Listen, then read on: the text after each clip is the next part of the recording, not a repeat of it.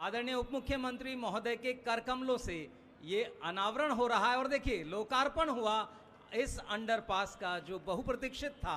आप सबके लिए जोरदार तालियों से आप। किसी ने कहा है कि किसी की मर्जी तो होती है जो फूल बागान में खिलते हैं, कोई तो हाथ थामता है तब इरादों को आसमान मिलते हैं। हमने भगवान देखे तो नहीं पर उनके होने का यकीन होता है जब जब भी हमें आप जैसे नेक दिल इंसान मिलते हैं, जब भी हमें आप जैसे नेक दिल इंसान के आश्रम अंडरपास का शुभारंभ होने जा रहा है। ये अंडरपास 410 मीटर लंबाई का है। स्टैंडर्ड पीडब्ल्यूडी का जो एक अंडरपास की 2+2 लेन का जो कैरिज वे दोनों साइड में बनाए गए हैं। जो बीच में जहां आप लोग बैठे हुए हैं, ये जो बॉक्स है इसकी लंबाई 40 मीटर की है, जो ऊपर के ट्रैफिक के लिए बनाया गया है। इस अंडरपास का जो निर्माण है, इसका जो बदरपुर साइड का रैंप है, ये मेट्रो स्टेशन के ऊपर बना हुआ है। पहले जब मेट्रो स्टेशन का कंस्ट्रक्शन चल रहा था तो उनसे बात करके इसका एक प्रोविज़न यहाँ पे छुड़वाया गया था, क्योंकि दोनों तरफ ज़मीन के अंदर 3 स्टोरी का मेट्रो का जो स्टेशन है, लेकिन जिस पोर्शन से ये रैंप निकल रहा है वो 2 स्टोरी बनवाया गया ताकि ये रैंप आराम से निकल जाए। ये जब अंडरपास यहाँ पे बनाया जा रहा था तो यहाँ के नागरिकों की काफ़ी आशंकाएं थी। यहाँ पे जो भोगल साइड में दुकानदार हैं उनकी भी काफ़ी उनके मन में संशय था कि कुछ हमारी दुकानों में तोड़फोड़ की जाएगी, क्योंकि जगह यहाँ पे काफ़ी कम थी। लेकिन यहाँ के जो माननीय विधायक हैं श्री प्रवीण कुमार साहब, मैं उनका बड़ा आभारी हूँ कि उन्होंने पीडब्ल्यूडी की टीम के साथ यहाँ के नागरिकों का सामंजस्य बिठाया, बहुत सारी मीटिंग ऑन साइट करवाई, यहाँ अपने ऑफिस में बुला के लोगों को बताया और किसी भी तरह की तोड़फोड़ किए बिना पूरा इंजीनियरिंग डिज़ाइन ऐसा किया गया कि कहीं कोई तोड़फोड़ ना हो और आराम से अंडरपास का निर्माण हो जाए। इस अंडरपास को बनाने के लिए जो हमेशा मानसून के टाइम में अंडरपासेस में पानी भरता है तो उसका विशेष ध्यान रखा गया है। दोनों तरफ के कैरिज वे में 1.5 लाख लीटर का वाटर का सम्प बनाया गया है ताकि अगर पानी अंदर आए तो उसको पंप से बाहर निकाल दें। पंप भी दोनों तरफ डबल कैपेसिटी के लगाए गए हैं। एक नॉर्मल पंप है, एक स्टैंड बाई हमेशा तैयार रहेगा कि अगर पंप खराब हो जाए तो पानी निकलता रहे।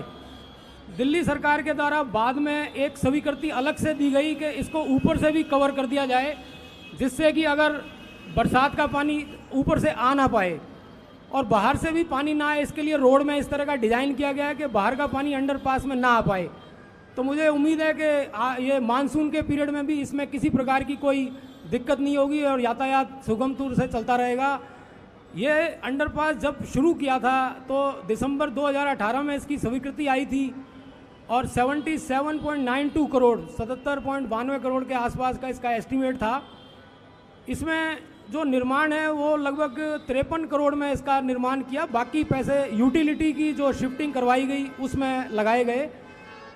जैसे ही अंडरपास का काम यहाँ पे शुरू हुआ था तो काफ़ी सारी हिंड्रेंस आई थी। उस समय यहाँ पर एक आंदोलन चल रहा था जिसके कारण शाहीन बाग की तरफ का रास्ता बंद हो गया था और सारे जो ट्रैफिक था नोएडा जाने वाला उसको यहाँ डाइवर्ट कर दिया गया था, जिसकी वजह से काफ़ी लंबे समय तक ये काम यहाँ नहीं हो पाया क्योंकि बैरिकेटिंग हटाई गई।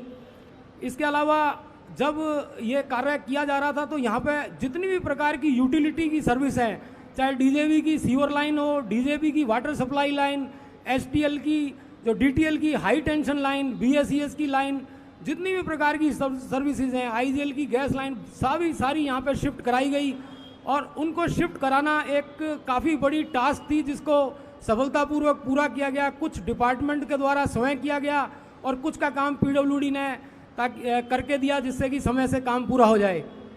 ये वैसे तो देखने में 410 मीटर का अंडरपास एक छोटा सा अंडरपास लगता है, जब आप ट्रैवल करेंगे तो आप कुछ ही सेकंडों में इसको पार कर लेंगे, लेकिन इसके पीछे जो छुपे हुए बेनिफिट हैं मैं एक 2 शब्द में वो भी बताना चाहता हूँ। जब यहाँ सिग्नल लगा हुआ था तो सारी गाड़ियाँ यहाँ रुकती थी और जिसके कारण ईंधन की वेस्टेज होती थी। वो लगभग कैलकुलेशन जो हमने किया 1500 लीटर ईंधन पर डे का यहाँ पे जो है उसकी बचत होगी।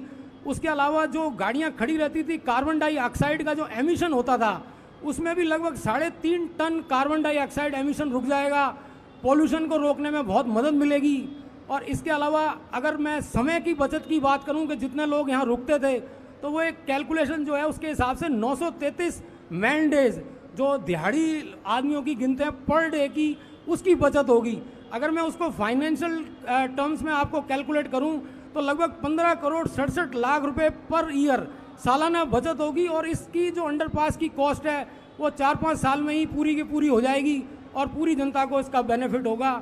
अंत में मैं आप सबका पुनः अभिनंदन करता हूं। धन्यवाद। जय हिंद। आदरणीय उप मुख्यमंत्री महोदय से संबोधन के लिए। बहुत बहुत धन्यवाद।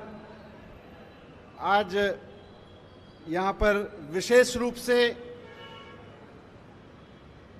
जंगपुरा और कालकाजी क्षेत्र विधानसभा क्षेत्रों के, ओखला विधानसभा क्षेत्रों के नागरिकों को, लेकिन वैसे पूरी दिल्ली के और एनसीआर के लोगों को बहुत बहुत शुभकामनाएं, क्योंकि यहाँ फरीदाबाद से लेके पूरा मथुरा से तक के लोग रोज़ाना इस सड़क से गुजरते हैं। और जैसे इंजीनियर साहब बता रहे थे अभी कि यहाँ पर खड़े खड़े रोज़ाना लोग 1550 लीटर तेल फूंक देते थे। मतलब 24 घंटे में रेड लाइट पे खड़े खड़े वाहनों में इतने वाहन यहाँ पे रुकते थे कि 1550 लीटर तेल वेस्ट चला जाता था, डीजल पेट्रोल वेस्ट चला जाता था। इस पुल के खुलने से, इस अंडरपास के खुलने से सबसे बड़ा काम जो होगा वो ये कि लोगों का टाइम भी बचेगा और प्राकृतिक ऊर्जा जो तेल के रूप में उपलब्ध है, 1550 लीटर तेल रोजाना इस पे बेकार फूक जाता था।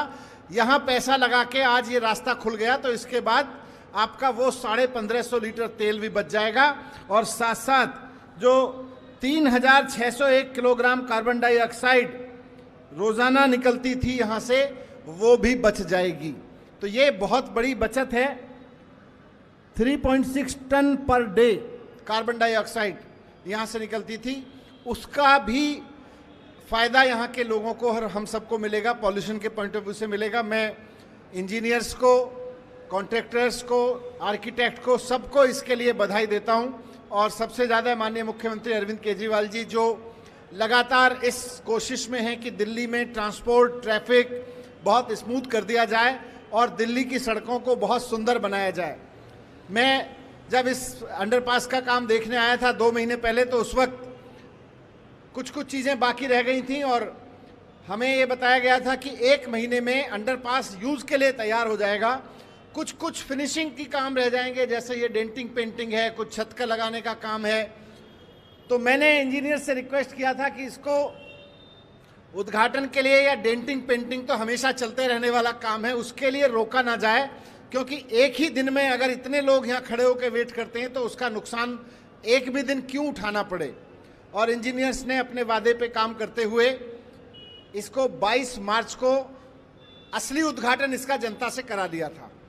हमने कहा कि मिनिस्टर का इंतजार मत करो, मुख्यमंत्री जी का इंतजार मत करो, डेंटिंग पेंटिंग के पूरे होने का इंतजार मत करो, जनता को प्रॉब्लम हो रही है, पूरे पुल को जनता को यूज करने दो। तो अंडरवे को, अंडरपास को जनता से उद्घाटन खुद हमने करा लिया था। आज इसका फॉर्मल लोकार्पण हो रहा है और मेरा भी मन था कि एक साथ बैठ के क्षेत्र के कुछ लोग देखें कि बना कैसा है। निकलेंगे रोज इससे, इसका यूज करेंगे तो देखेंगे ही, लेकिन एक बार यहाँ इतना सुंदर वातावरण लोगों ने बनाया है, इसके लिए भी मैं इंजीनियर्स को और आर्किटेक्ट को बधाई देता हूँ। आज मुख्यमंत्री जी की कोशिश पूरी ये है कि दिल्ली की एक एक सड़क इसी तरह से खूबसूरत दिखे। दिल्ली के लोग जहाँ भी जाएं गर्व से कहें कि मेरी दिल्ली की सड़कें सुंदर हो गई हैं। तो उस पर भी सरकार काम कर रही है। लेकिन ये सब बनाना, करना, निकलना, जैसे इंजीनियर साहब ने कहा, परमार साहब ने, कि निकलना आसान है, अब तो 1 मिनट में निकल जाएंगे यहाँ से यहाँ तक 450 मीटर। लेकिन इस 450 मीटर को बनाने के लिए कितनी सर्विस लाइंस, मेट्रो लाइंस, फिर कोविड, पॉल्यूशन की वजह से बंद हुआ, ट्रैफिक रोजाना का, इन सब की परेशानियों के बीच ये बनाया गया। मजदूरों के लिए, इंजीनियर्स के लिए इस तरह का कंस्ट्रक्शन इतने हैवी ट्रैफिक में आसान नहीं होता और इतनी सारी सर्विसेज के बीच में। मैं सिर्फ आपको सूचना के लिए बता रहा हूं क्योंकि मैं रिव्यू करता रहता हूं पीडब्ल्यूडी के प्रोजेक्ट्स को। प्रगति मैदान के पास एक अंडरपास बन रहा है, टनल है ना वो, रेलवे लाइन के नीचे, रेलवे लाइन के नीचे एक टनल बन रही है। अब आप सोचो रोजाना हजारों ट्रेन रेलवे लाइन से निकलती हैं। उसके दौरान इंजीनियर्स को 2-3 घंटे का समय रेलवे ने दिया है रात को, कि भाई रात को हम 2-3 घंटे ट्रेन नहीं यूज करेंगे, उस वक्त आप अपना यहाँ पे अंडरपास बना लो, टनल बना लो। तो इन्होंने उसका पूरा शाफ्ट, उसका बॉक्स बना के रखा है, और मैं खुद भी देखने गया था कि वो कितने मीटर का बॉक्स है, 40 मीटर इस तरह से बॉक्स है, जैसे ये बॉक्स इसके नीचे बना हुआ है। उस 40 मीटर के बॉक्स को रेलवे लाइन के अंदर ले जाके सेटल करने में, और फिर अगले दिन रोजाना रेल भी उससे गुजरती है। आप सोचिए, ये हम आराम से कह देते हैं भाई टाइम लग गया, क्या हो गया, कैसे हो गया। एक दिन में केवल 50 सेंटीमीटर सारी इंजीनियरिंग लगा के, सारे आर्किटेक्ट लगा के, रेलवे का सारा मैनेजमेंट देख के, एक दिन में केवल 50 सेंटीमीटर उस बॉक्स को अंदर खिसका पाते हैं रेलवे लाइन के नीचे। तो इस तरह करके करके करके रोज 50 सेंटीमीटर खिसकते खिसकते वो भी बनने पे आ रहा है। लेकिन इंजीनियरिंग, खासतौर से सिविल इंजीनियरिंग, बहुत टफ काम है, आसान काम नहीं है। इसलिए मैं आपके सामने डेटा रख रहा था। इसको बनाना भी आसान नहीं था इतने ट्रैफिक के बीच में, इन्होंने समय पे पूरा किया। जैसा अभी इंजीनियर साहब बता रहे थे कि मानसून के स्थितियों का भी इसमें बहुत ध्यान रखा गया है।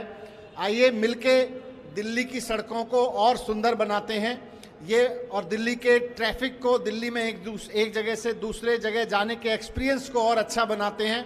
सरकार की यही कोशिश है, मुख्यमंत्री जी की यही कोशिश है। आप सबको बहुत बहुत बधाई, आप सब यहाँ इतनी बड़ी संख्या में आज आए, आपको शुभकामनाएं, धन्यवाद।